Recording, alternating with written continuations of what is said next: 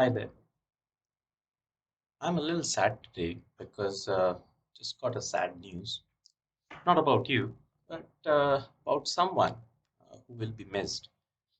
But just made me realize that I really do appreciate you in my life, and I hope you realize that you mean a lot to me, right? And sometimes you may not feel that world's going to plan, that you have put in so much effort, you know, and the target just seems as far as it was when you began.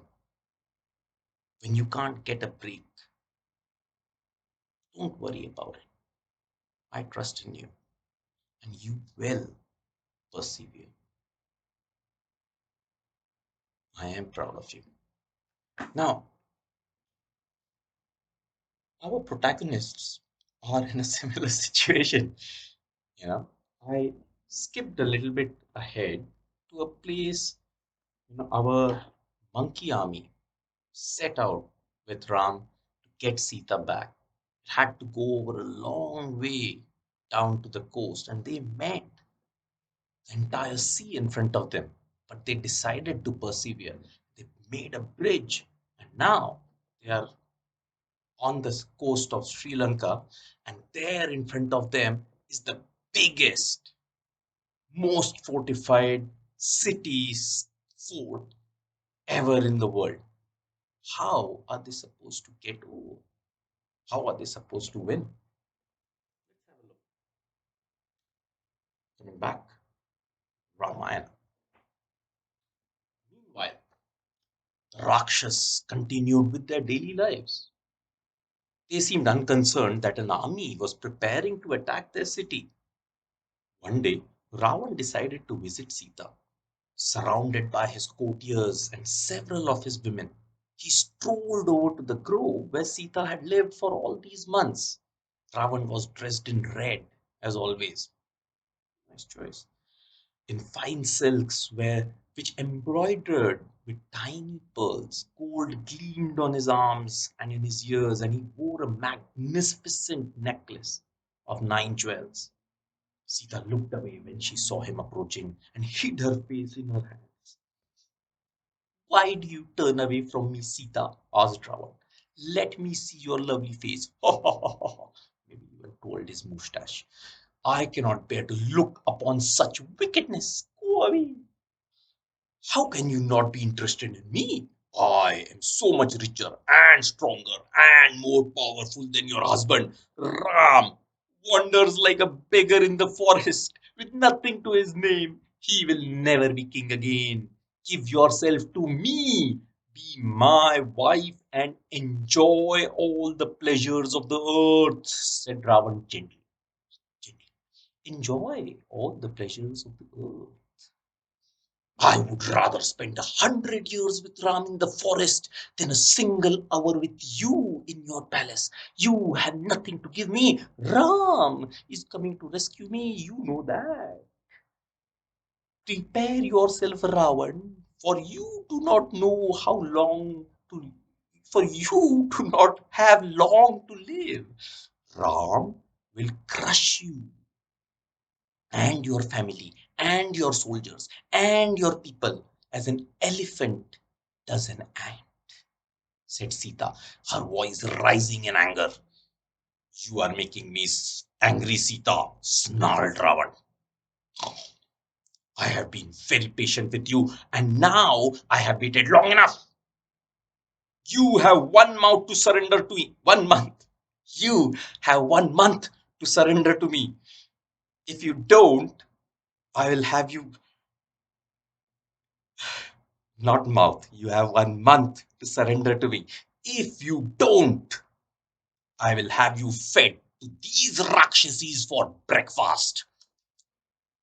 Think about it. Ravan thundered out of the grove with his courtiers and women following him. At once, the hideous Rakshasis who were guarding Sita crowded around her, pushing her and pinching her and pulling her hair. But one of them, Trijata, there's Sita. Can you see her? So, where's Sita? You can see her pining for Ram across the sea, and then all the Rakshasis are looking at her. Art by Sonali Zora. She's got it. Pretty cool. Nice art. While that Trijata said to the others, "Leave her alone. She has enough trouble already." Rakshasis backed away but continued to laugh and make poke fun at Sita. Ravan returned to the palace and entered the large hall where his council of ministers were waiting for him. First person to speak was his grandfather, Malyavan, an old and wise Rakshas, who admired Ravan and had his best interest at heart. Ajju, my son, he said, Lanka is in danger. An army of monkey and bears has landed on our southern shores. They are led by Sita's husband Ram and his heroic brother Lakshman. We must prepare for war. War with monkeys and humans? We are Rakshas! We fight and defeat far greater kings than this gaggle-lot. Raggle-taggle-lot, shouted Ravan. Where are their weapons? All they have is a few miserable bows and arrows, and some rocks and stones. I will not insult my warriors by sending them out to fight forest animals. Ravan, a monkey breached the city walls and set fire to your city, said Vibhishan. These are not ordinary men and animals. They seem to carry the power of gods and divine beings with them. Ram will not rest until he has rescued his wife. Give Sita back to him, Ravan. What I say is for your own good and for the good of Rakshas clan. Give Sita back.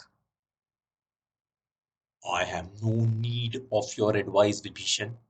I have ruled Ranka well without any help from you, said Ravan, red with anger. Go where you will. There is no place in my kingdom for a person who criticizes me, even if that person is my own brother. Get out of my sight.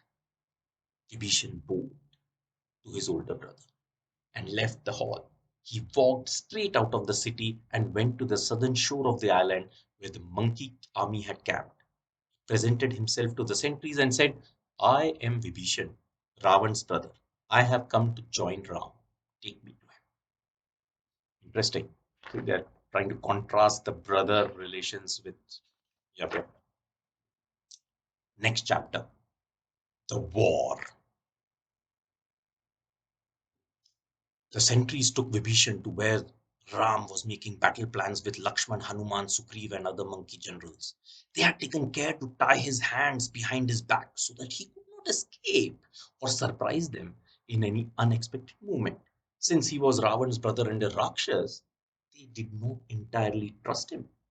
Vibhishan honored Ram and the others and said, I am Vibhishan. I am Ravan's younger brother, and I have come to join you against the Rakshas king. Hanuman and Sugriv eyed the Rakshas with suspicion. Why should we trust you? Said Sugriv. You could be a spy or a double agent. You could pretend to be our ally and send information to your brother about your plans. I am not a spy. I do not approve of my brother's action. I think he was wrong to abduct Sita. I told him he should give her back to Ram and prevent this war that will destroy the Rakshasas, replied Vibhishan calmly. I don't believe you, said Hanuman. I think you are here because you know that after Ram kills Ravan, he will make you the king of Lanka. That may be true, said Vibhishan. I promise you that I will rule in his place wisely. And well, I have always been critical of Ravan and he has always disliked me. But at the moment, I can help you defeat him. You should accept me as friend. Hmm, interesting, interesting. Welcome, Vibhishan, said Ram, holding out his hand. He turned to the others and said, one should always accept anyone who comes in friendship. I have no doubt that Vibhishan is telling the truth and that he believes that Ram has done many wicked things. After the war and Ravan's death, he shall be a righteous king. Ram smiled at Vibhishan. Come and sit with us. Tell us all about Lanka's fortifications. Tell us about the city's defenses and weak points. Where should we attack? How do the brave Rakshas fight? What are their weapons? What can you tell us will help us win the war more quickly? The sentries withdrew as Ram and Lakshman began to plot strategies with Vishan and the monkey leaders. In Lanka, Ravan's spies were able to tell him that Vibhishan had been accepted as Ram's ally. They also told him about the size of the monkey army. Ravan went to the highest ramparts of the city and looked over at the enemy encampment. It was huge, and from afar he could see that the monkeys and bears were very disciplined and focused, not rowdy and chaotic as he had expected them to be. For the first time in his life, Ravan felt the cold fingers of fear clutch his heart. But he shook himself and called for his sorcerers to appear in the court. Create an illusion in Ram's head, he commanded. I want to take it to Sita and tell her that her husband is dead and that she should give up all hope of being rescued. Then she will surrender to me. She will have no choice. In a second, the sorcerer had created an illusionary head, pale and lifeless, with blood disappearing, dripping from its neck. Ravan went quickly to the grove and called out to Sita, come here, woman! Look what I have for you. There was a terrible battle last night, and your many Rakshasas and monkeys were killed. The war is over because your weak-kneed husband is dead. I didn't have to kill him. An ordinary Rakshas was enough to cut his head off. Show her, he said to the Rakshasis. Gleefully, one of the older Rakshasis came forward, holding the illusionary head by the hair. Sita screamed and fainted. Oh. The moment she saw that beloved face, now so lifeless, the Rakshasis revived her by splashing water on her face. But before Ravan could taunt her some more, he was called away to the war council. Sita lay on the ground, weeping as if her heart would break. A Rakshasi named Sarama slipped out of the shadows and came to her. She wiped her tears and held her close, whispering words of solace and comfort. Don't cry, Sita, she said. That was a magic trick, an illusion created by the king's sorcerer. The head has disappeared. Ravan wanted to frighten you into giving yourself up to him. I know why Ravan has been called away. The general and ministers have seen bad omens, comets falling from the sky, jackals howling, and vultures circling the skies above Lanka. Horses and elephants are weeping tears of blood, and yellow eyed women are laughing in the street. Yellow eyed women are laughing in the streets. Ravan's death is near, and Ram's victory is assured. As Sarama was consoling Sita, great tumult arose from the city. Horses neighed, elephants trumpeted, and donkeys brayed. War drums were beaten, and chariots rumbled through the streets. Rakshas warriors poured out of their homes with their weapons ready, yelling and shouting, thumping their chests and slapping their thighs with excitement. As the sun rose, Ram called his troops together. We are going into battle against thousands of mighty warriors. The Rakshas are known for their fighting skills and courage. They are formidable opponents, but you are all brave and fearless. I know that you will fight till the bitter end. We have come this far to rescue Sita and to kill wicked Ravan. We cannot turn back and we cannot fail. At an auspicious moment, Ram picked up his great bow and walked to the head of the troops. Lakshman followed behind him, and after him came Vibhishan. Hundreds and thousands of monkeys and bears armed themselves with mountain peaks and rocks and stones and entire trees. Whoa!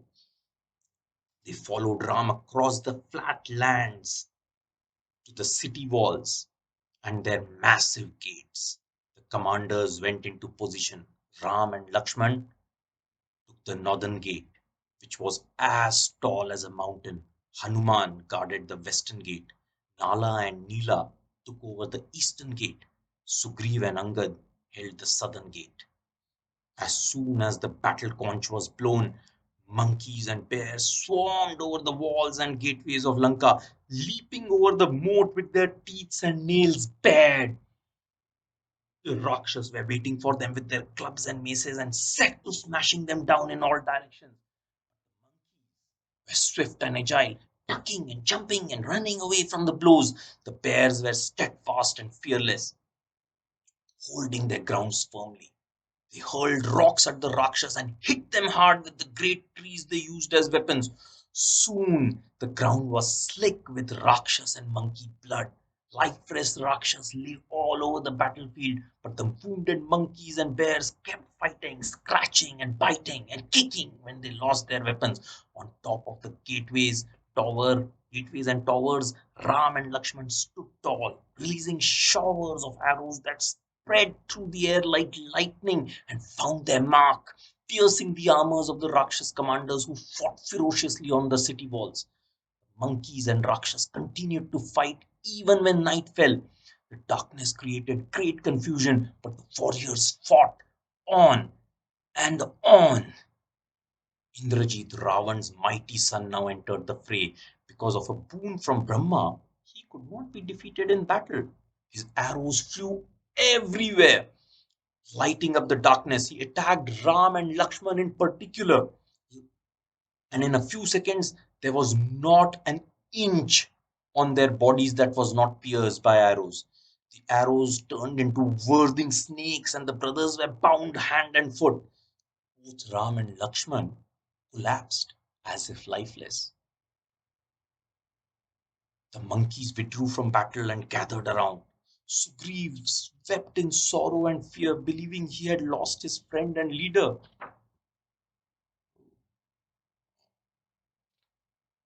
Well, we have a battle scene. Monkeys fighting with the demons. Vibhishan was stunned and he knelt beside the princes, stroking their faces. Just when it seemed that all hope was lost, a storm wind rose, and out of the inky black sky came a massive bird, its wings churning the air and raising the dust of the battlefield. It was Garuda, the king of the birds. He leaned over the princes and touched them with the tips of his great wings. At once, the snake arrows disappeared, and Ram and Lakshman opened their eyes, as if waking from a deep sleep. In a trice, they were back on their feet and ready to do battle again. Let us retire for the night, said Vibhishan. Darkness will not help us, and we should all get some rest. Well, let's stop for this as well. Battle continues, and so does battles in our lives. There's never going to be a time when we are going to be like, yes, now it's all downhill, right? But enjoy the moments that you get and share your love with them. Take care till next time.